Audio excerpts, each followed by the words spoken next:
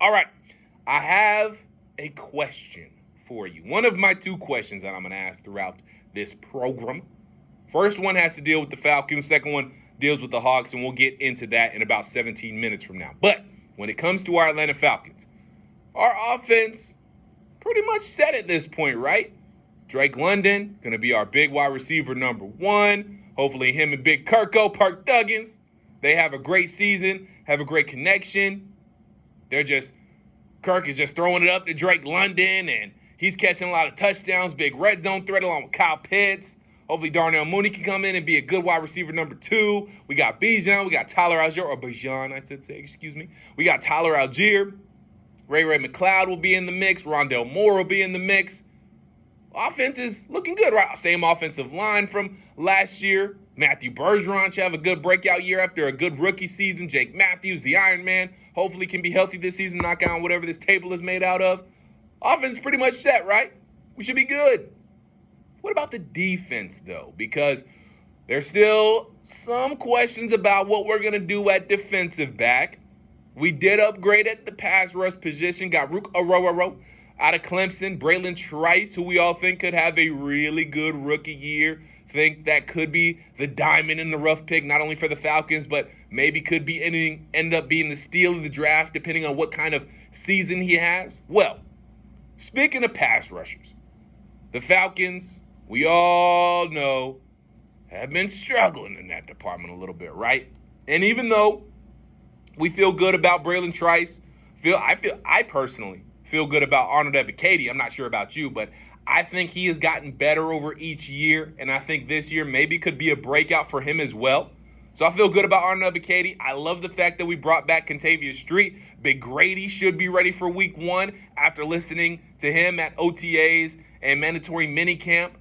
So I feel good about the defensive line, but one thing you can never have too many of in the NFL, you can never have too many guys that can sack the quarterback. And especially this Atlanta Falcons team, which we are still waiting on a good pass rush since Jonathan Abraham. I know, I always preface this by saying I know we had the league's leading sack rusher back in 2016 with Vic Beasley, but that was obviously a fluke because he ain't even in the league no more.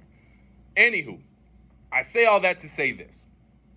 How would you feel about maybe taking a flyer, maybe taking a little bit of a chance on a guy who has dealt with some injuries, but after a recent workout video, seems to be pretty healthy now? Who am I talking about? I'm talking about defensive end, pass rusher, edge rusher, Yannick Ngakoue. That's right. Prior to last season, his 2023 campaign with the Chicago Bears, which did end prematurely for him due to a broken ankle. If you go back as an NFL fan and you think about Yannick Ngakoue's career, he was honestly one of the most consistent pass rushers in the NFL. Get this. Over his first 7 seasons, Ngakoue recorded no fewer, no less than 8 sacks in any given season. He recorded 10 sacks in 21, 9.5 sacks in 22. And there have been no scandals, no drama, no extra problems for Yannick Ngakoue, and that's the reason he's been struggling. It's just been his injuries. He hasn't been able to stay healthy. And that's probably the biggest reason why he's going to be available, and not only available, but available on a budget that the Atlanta Falcons could afford. And as I told you a few moments ago, a workout video Ngakoue posted to social media earlier, a few months ago in May, suggests that the 29-year-old, now healthy coming off that broken ankle and coming off a down season, seems like he's ready to go. And look, what have we learned about guys who have struggled with injuries in the past? Look at Chris Sale. Look at what he's doing now. He's a little bit older, but he's been so good for the Braves this season. And I know, before you yell at me and say, Dylan, it's 2 different sports. Pitching and being an edge rusher in football, 2 completely different things. I get that.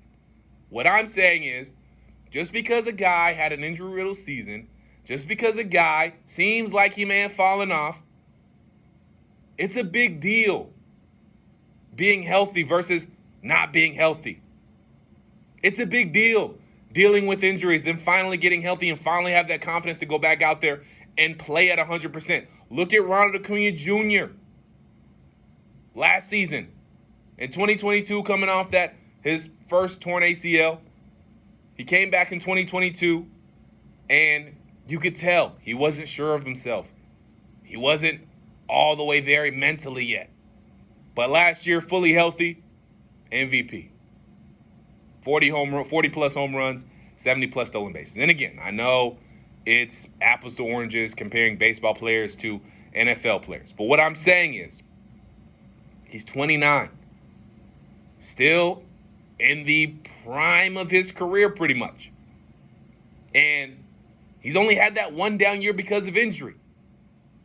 Before that, he's been a consistent pass rusher. Again, one of the most consistent ones in the league, if you think about it.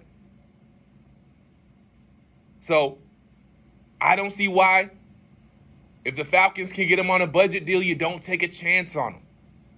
I think it's a pretty low-risk, high-reward type of deal. And just so you know, in 13 games with the Bears last season, Ngakoue recorded a career low again because he was dealing with some injuries and did have his season end early because of a broken ankle. He had 4 sacks, 11 quarterback pressures, and even though being a run support player never been one of his strengths, that's okay.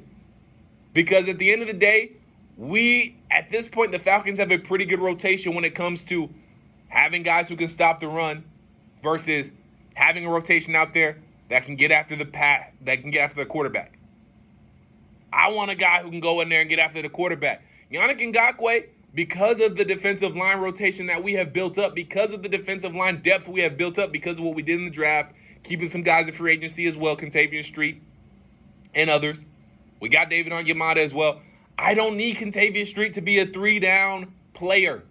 I don't need to be him a 70% snap player on defense. I just need him to come in on 3rd down, on the money downs, and sack the quarterback and make the other team punt. That's all I need. Or to be in the backfield and just cause havoc. That's all I need. I don't need him to be in there on run support. He can come in on obvious passing downs, pin his ears back, and go sack the quarterback. Because we got other guys to do the other things right now.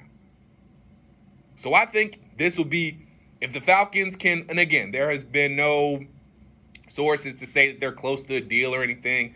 I just got this story from Christopher Knox of Bleacher Report. He put out a list of 10 bargain bin NFL free agents who can still help NFL team in 2024. I'll give you some other players who we had on this list. Safety Jamal Adams. He had Quan Alexander on here, David Bakhtiari, Stephon Gilmore, Carl Lawson, and others on here. But what I'm saying is, if the Falcons want to just reassure that pass rush a little bit, and plus, by the way, if they're not going to make a move as far as bringing another defensive back, why not bring in a low budget? And this is not to say they're not going to make a move to bring in another corner, because they still could. There's still time. But if they plan not to, why not go get another pass rush? Because again, 1, you can never have too many pass rushers on an NFL football team. And 2, what helps a maybe not so great backfield? Not to say that the Falcons' backfield isn't going to be good, because I do like A.J. Terrell, obviously. I do like Jesse Bates, obviously, back there. And I do actually like Clark Phillips. And it seems like Raheem Morris, Jimmy Lake, they've all been impressed with Clark Phillips and think he could be that second cornerback opposite A.J. Terrell out wide, even though there are some questions about whether or not he can be that guy because of not his skill set, because his skill set I think is there, but because of his size. And they think he's more of a slot guy because of his size. But seems like Raheem Morris and Jimmy Lake like him. Anyway, the point is, if you're not going to upgrade at that corner spot and get an obvious number 2 to go opposite A.J. Terrell because you think Clark Phillips is that guy, why not bring in a budget guy to help out your pass rush? Because a good pass rush helps out the backfield. Those guys don't have to cover as long. And the pass rush scratches the backfield back. The backfield could scratch the pass rushers back by getting some interceptions, and they'll have to be on the field as long. So, look, I think it would be a good idea for the Falcons if they can pull it off again. There have been no reports or anything that they're close to a deal. Again, this is just Christopher Knox spitballing here. He put potential suitors for Yannick Ngakoue, obviously one being the Atlanta Falcons and another being the Las Vegas Raiders. And again, too, Falcons did lose their two top sack producers from last year in Calais Campbell, who went to the Dolphins, and Bud Dupree. I forget, Bud Dupree went to the Chargers, I believe. I do remember correctly. Not looking up off the top of my head, but I think he went to the Chargers. Anywho, Ngakoue, his best season, just giving you a little bit more on him, was a 10-sack year with the Raiders. And he had some help. He had Max Crosby you had to think about. Malcolm Conte you had to think about. And that's why he could be good for the Raiders, but that's why he could be good here too. You have a veteran guy to help out Grady, help out David Onyemata, but also help out these young guys in Arnold Ebiketie and Braylon Trice. So, again, I don't think it will hurt. You get him on a budget. It's low risk, high reward. If he comes in and produces, maybe you sign him to a longer-term deal. If not, you maybe just sign him to you sign him to a one-year deal regardless. If it produces, maybe you sign him to a long-term deal. If not, you have him off the books after next year. And it doesn't hurt you anything past this year. So I don't see why the Falcons wouldn't want to do this. We'll see. We'll see if, it does take two to tango. We don't know if Yannick is interested in the Falcons at all or anything like that. But, Terry, if you're listening, maybe make a quick call up to Yannick Ngakoue's people. See if he's interested and see if you can shore up that defensive line even a little bit more. Again, I like it now, but you can never have too many pass rushers.